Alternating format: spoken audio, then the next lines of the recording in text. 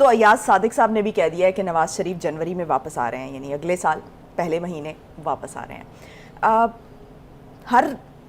पिछले 3 साल में हम देख रहे हैं कि हर 2-3 महीने के बाद जो है ना ये ख़बर फैल जाती है कि नवाज़ शरीफ साहब वापस आ रहे हैं, नवाज़ शरीफ साहब वापस आ रहे हैं। लेकिन अभी तक हम देख रहे हैं कि उनकी वापसी नवंबर में भी कहा जा रहा था, फिर दिसंबर में भी कहा जा रहा था।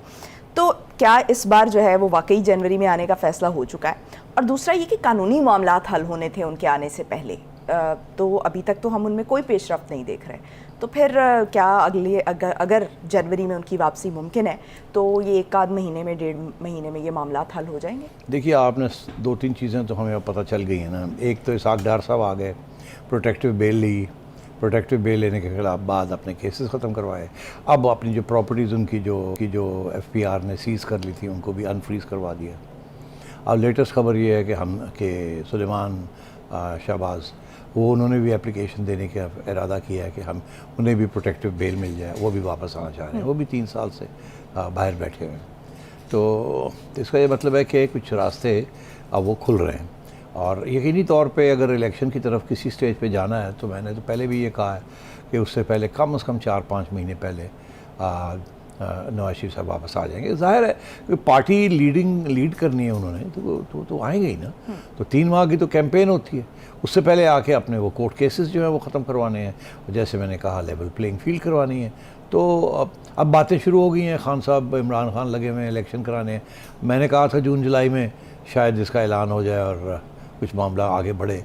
तो इसका ये मतलब है कि फिर अगर मियाँ साहब ने आना है तो जनवरी में या फरवरी में आएंगे वो, इसमें तो कोई और शक नहीं है। मगर अगर खान साहब कामयाब नहीं होते और ये इलेक्शन चले जाते हैं आगे, वो नहीं मानती हुकूमत कि जी नहीं हम तो अक्टूबर से पहले नहीं कराएंगे, तो फिर हो सकता है नवाज शरीफ साहब की वापसी जो है वो डिले हो जाए। तो ये सारा डिपेंड करता है कि कब ये फैसला होता है कि इलेक्शंस कब करवाने हैं। ठीक, तो नून लीग के लिए क्या बेहतर है कि आकर जनवरी में या फरवरी में एक लंबा अरसा जो है 7-8 महीने नवाज शरीफ की अपनी मौजूदगी में इलेक्शन मुहिम चलाएं, या फिर जो है वो इलेक्शन से चंद रोज़ पहले आ जाएंगे? नहीं, चंद रोज़ पहले आने की बात नहीं है ना। अभी तो मैंने कहा आपसे कि अपने केसेस ख़त्म करवाने हैं ना, लेवल प्लेइंग फील्ड करनी है। तो चंद रोज़ आने से पहले क्या होगा? आके केसेस ख़त्म होंगे ना, अदालतों में जाना पड़ेगा वकीलों के साथ वगैरह वगैरह, फिर पार्टी के लिए लोगों को मिलना होगा। आज की खबर ये भी है कि जी जो सीटें देनी है आगे, नॉमिनेशंस जो होनी है वो मियाँ साहब खुद बैठ के फ़ैसला करेंगे कि उज़्मा को देनी है, सिटी को देनी है एंड सो ऑन। तो ये उसके लिए वक्त लगता है। और कैंपेन कोई आसान काम नहीं है कि 10 दिन पहले आके आप कैंपेन करें, ऐसे नहीं होता। अब बात यह है कि वो लीडर हैं पार्टी के, वोट उनका है, वोट और किसी का नहीं है। तो इसलिए उनका आना और वेल इन टाइम ज़रूरी है।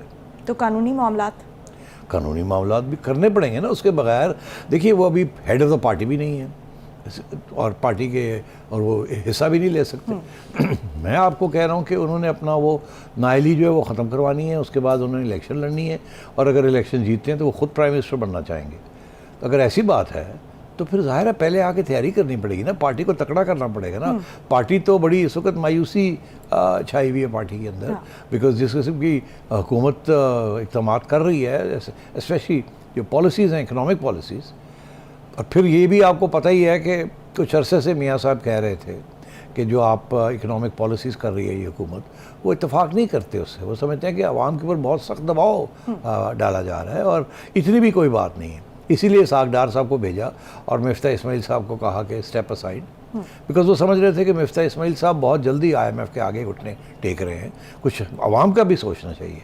अब इसाक डार साहब आगे, अब पता चल रहा है कितना मुश्किल है ये, क्योंकि अभी तक IMF का प्रोग्राम जो है वो नहीं आया, जो अगली किस्तानी थी 1.1 बिलियन डॉलर्स की। और अब ये कहा जा रहा है कि ये शायद जनवरी फरवरी में ये जाके जो पैसे आने आए हैं। अभी तो डिसएग्रीमेंट शुरू हो गई हैं कि जी जो आपको फ्लड्स के लिए पैसे देने हैं उसका क्या होगा, आपने जो रेवेन्यू कलेक्शंस हैं उसकी शॉर्टफॉल हो रही है, इस किस्म की चीज़ें हो रही हैं। तो बहुत, और फिर ये कि जो पैसे बैरूनी मुल्कों से आने थे वो आए हैं कि नहीं आए, आपके रिजर्व्स का क्या लेवल है। तो अभी तो बातचीत चल रही है और आपने देखा है इसाक डार साहब इस वक्त बड़ी स्ट्रॉन्ग क्वेश्चनिंग उनको हो रही है कि आपने तो कहा था कि आप वहीं आएंगे और इतनी जल्दी डॉलर जो है 200 रुपये का हो जाएगा और आपने कहा था ये ब्लीडिंग जो है मैं रोक लूँगा। उन्होंने बहुत मेहनत की है इसके ऊपर, मगर कुछ ऐसे हालात हैं जो कि जब तक IMF का प्रोग्राम के पैसे नहीं आते और उसके साथ दूसरे पैसे नहीं आते तो बड़ा मुश्किल है ये काम। तो ये ना, इसीलिए हुकूमत जो है वो नहीं चाहती फौरी तौर पे इलेक्शन। अगर ये फौरी तौर पे इलेक्शन हो जाते हैं तो इमरान खान जीत जाएगा। इनको मौका चाहिए कि अगले बजट तक, जून तक तो ये रहें और उस बजट के अंदर कुछ ऐसे पॉलिसीज़ करें जिसके साथ आवाम की कोई रिलीफ हो। और इसीलिए आपने देखा इमरान खान ने भी ये कहा है कि बजट से पहले इलेक्शन की तरफ जाना है और अगली हुकूमत आके बजट करे, इसीलिए वो मार्च की बात कर रहे हैं। अच्छा सेठी साहब, एक मुज़ाकरात के हवाले से इसहाक डार की और सदर साहब की जो है वो मुलाकात हुई है, तीसरी मुलाकात हुई है। इन मुज़ाकरात का एजेंडा क्या है? और जो मौलाना साहब हैं उनको हम देख रहे हैं कि वो तो, उनके तो शदीद तहफ़्फ़ुज़ात हैं। वो कह रहे हैं कि इन्होंने हमें चोर डाकू कहा हुआ है और इन्होंने कहा था कि हम इन लोगों के साथ कभी नहीं बैठेंगे। तो अब क्या जो PDM के अंदर जो एक हम देख रहे हैं कि दो राय आ रही है, क्योंकि बाकी सब जमातें तो ये कह रही हैं कि मुज़ाकरात होने चाहिए और इमरान खान को टेबल पर आना चाहिए और उनको पॉजिटिव साइन दे रही हैं, लेकिन मौलाना साहब को क्या अग्री किया जा सकेगा? नहीं, देखिए उस्मा ऐसी बात नहीं है कि मौलाना साहब अग्री करें या ना करें। बेसिकली होता ही है इस किस्म की PDM जो है, इसके अंदर जरदारी साहब को बनाना होता है। He is the major partner.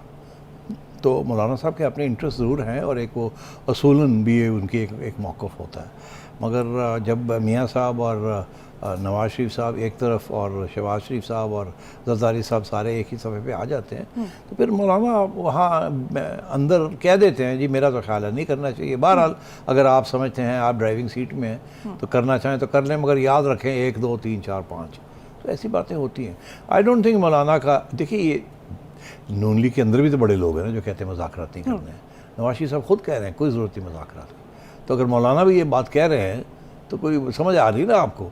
उधर जरदारी साहब हैं, जरदारी साहब का हमेशा सियासी मौक़िफ़ ये रहा है उसमें कि दरवाज़े खुले होने चाहिए, कभी दरवाज़े बंद नहीं करने चाहिए। तो उनके दरवाजे हमेशा खुले हैं। कभी वो चौधरी शुजात के पास मिलने चले जाते हैं, कभी वो कहते हैं कि कोई बात नहीं मुज़ाकरात भी कर लेते हैं, कभी वो इस्टेब्लिशमेंट से कर रहे होते हैं, कभी इधर कभी उधर। तो वो असली सियासतदान है और वो हमेशा politics of negotiation and compromise करते हैं। तो मैं ये समझता हूँ अभी भी ये जो सो कॉल्ड मुज़ाकरात हो रहे हैं, सबको पता है इस बात का कि सेकंड लेवल लीडरशिप कर रही है ये टॉप लेवल लीडरशिप नहीं कर रही। आरिफ अलवी साहब जो थोड़ी बहुत नेगोशिएशन करवा रहे हैं उसमें टॉप लेवल लीडर्स नहीं हैं। तो इसलिए ये अभी इब्तदाई स्टेज, मेरा ख्याल है कि ये वक्त लगेगा। मगर अब क्योंकि इमरान खान साहब जिन्होंने कहते हैं ना काला पे है कि जी अभी करो नहीं तो फिर मैं डिज़ोल्व करने जा रहा हूँ, तो अब देखना ये है कि ये मुज़ाकरात की बातें होंगी मगर क्या इमरान खान साहब अब क्या करेंगे। क्योंकि ये तो नहीं होगा उस्मा के इमरान खान साहब कहते हैं कि जी मुज़ाकरात करो नहीं तो मैं जा रहा हूँ, कहेंगे जाना तो जा, फिर देखिए तो जाना कि नहीं जाना। तो इसलिए अब वो स्टेज आई हुई है। ये मुज़ाकरात वाली बात जो है ना, ये उस स्टेज पे आएगी जब खान साहब ये फ़ैसला करेंगे कि अनकंडीशनल डायलॉग होगा और वो रातों रात उसके कोई फ़ैसले नहीं होंगे। उसके अंदर पार्लियामेंट में जाना पड़ेगा, बैठ के सही तरीके से ये काम करना पड़ेगा। धमकी के साथ काम नहीं चलेगा। अभी तक तो वो समझते हैं ना धमकियों के साथ काम चल रहा है। तो इसे अब देखना ये है कि खान साहब को कब समझ आती है इस बात की।